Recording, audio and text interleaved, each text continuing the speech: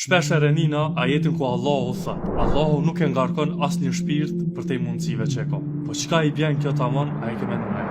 Me përkthym praktik i bjen që çdo sprovë, çdo bela, çdo fatkeqësi që e godet njeri është i gatshëm emocionalisht, fizikisht edhe shpirtnisht me përballu.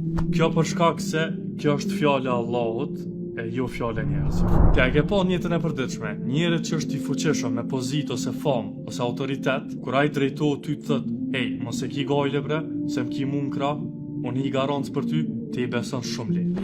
Tash, paramendo kur Allahu të thot: "Mos e ki gajle, se qatë sprovën që ta kom dërgu, ti më nësh me përballu." Tash, mas që soj thirrje prej Allahut, qysh ish dashtë mu ka në zemra jote në këtë rast. E qetë, stabile, pa asnjë pikë dyshimi.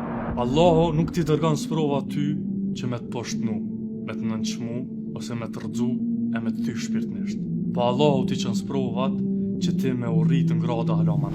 Sprova nuk është ndërshkim, po është shkollë për me të mësu ty që me vështirësim vjen lehtësimi. E nëse edukohemi nën këta jetë, dije që sprovat që vinë